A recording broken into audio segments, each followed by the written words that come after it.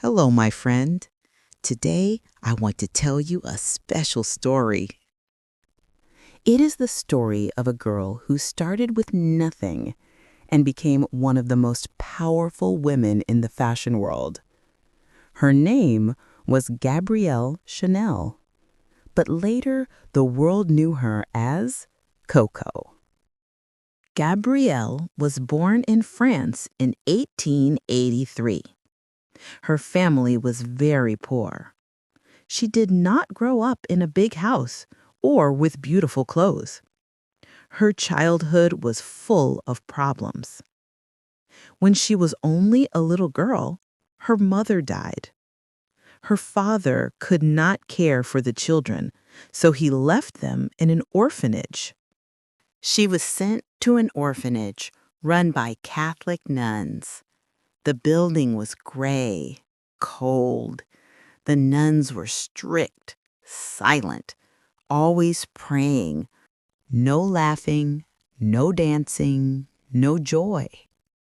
But in this prison of silence, something strange happened. Gabrielle learned discipline. The nuns taught her how to sew. This skill became the key to her future. When Gabrielle became older, she left the orphanage and started working as a seamstress. She sewed clothes for women to earn money. At night, she sang in small cafes. People there started calling her Coco. The name stayed with her forever. Coco met rich and powerful people. They liked her energy, her personality, and her unique ideas. One man, Etienne Balsan, helped her start a small business. At first, she made hats. Her hats were simple but elegant.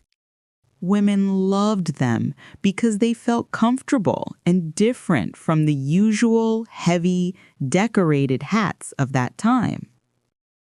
Her hat shop became popular. Soon, Coco wanted to do more. She wanted to design clothes. She believed clothes should be comfortable, easy to move in, and beautiful without too much decoration. This idea was new, even shocking for that time. Coco was not afraid. She said, "I will change fashion. Women deserve freedom." Her designs were new, light, modern, and stylish. People loved her bold, fresh ideas. Coco gave women freedom, and they loved it. Actresses wore her hats. Rich women whispered her name, Chanel, Chanel. A brand was born. Coco didn't follow fashion. She created it. She said, "Fashion changes, but style stays forever." In 1914, the world changed. World War I had begun. Explosions, fear, separation, death. Everything slowed down. Factories were destroyed. Families were torn apart. Paris was no longer the city of love. It was the city of survival. But even in that pain, Coco Chanel found opportunity. While many businesses closed, she kept working. In 1926, Coco Chanel did something that shocked the fashion world again. She released a short, simple black dress. No decoration, no feathers, no bright colors, just black. Elegant, clean, confident. It was the exact opposite of everything popular at the time. Before that, black was only worn at funerals. It was the color of grief, the color of death. But Coco transformed it. She said, "I want to give women the power to feel strong." And it changed fashion history. In the early 1920s, Coco created something that changed her life again, Chanel No. 5. This perfume became one of the most famous fragrances in the world. It had a clean, modern smell that women loved. Coco said she wanted a perfume that smells like a woman, not a flower. This sentence became iconic. At the end of the 1920s, Coco Chanel was not just a fashion designer anymore. She was an empire. Her perfume Chanel No. 5 was selling across the world. Her clothes were worn by royalty, actresses, and the richest women in Europe. Her name had become more powerful than any label. She was making more money than almost any woman of her time. Her shops were full. Her ideas were copied. The world had finally caught up to Coco. But then came something she could not control, a second war. A war that would not just destroy countries, it would almost destroy everything she had built. During the war, Coco began a romantic relationship with a man. He was a German aristocrat, a former soldier, and a diplomat. But many people believed he was more than that. They believed he was a Nazi intelligence officer. This connection brought Coco Chanel under suspicion. In 1944, France was liberated. The Nazis were defeated.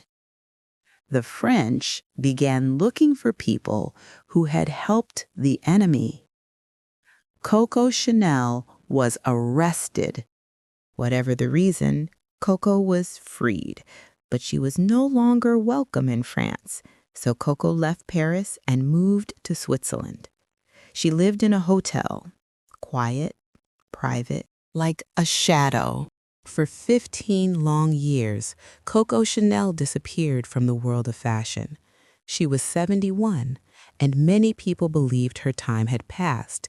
They said she was too old and too tired from the war. But Coco was not finished.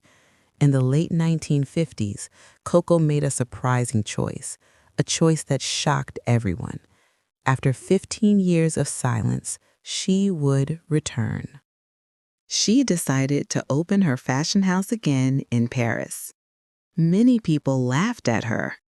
Other designers thought she was finished. Fashion magazines didn't even mention her name. But Coco didn't return for praise. She came back to prove something, to herself and to the world. She said, "Your opinion means nothing to me." It never did. She created a new collection.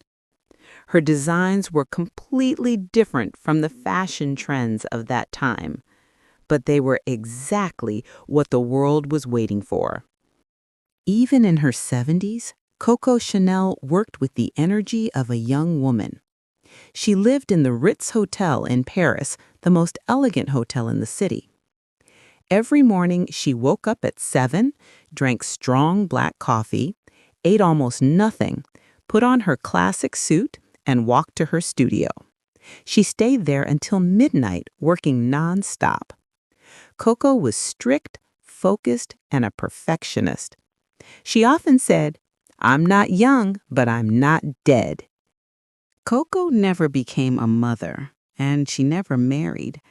She had relationships in her life, but she never let anyone control her. For her, time and work were the only things she truly trusted. She once said, "I never wanted to depend on anyone. Love can disappear, but my work will stay." By the late 1960s, the name Chanel was known almost everywhere in the world. Her designs appeared in major cities like Paris, London, New York, Los Angeles, Tokyo, Milan, and many other capitals in Europe. Women from every background wore her designs: queens, first ladies, actresses, business leaders, and even everyday women who simply wanted to feel special. But Chanel never treated celebrities like gods. She always said, "My clothes are for women with character, not women who want to decorate themselves." Coco is gone, but her soul lives in every dress, every store, every perfume bottle, and every fashion show. She wasn't born into power. She had no money, no beauty by society standards, and no family to protect her. She grew up in an orphanage and learned to survive alone. Many people rejected her, but she never accepted those labels. She refused to be a victim. She trained her hands to sew. She sharpened her eye for beauty. She strengthened her mind with discipline.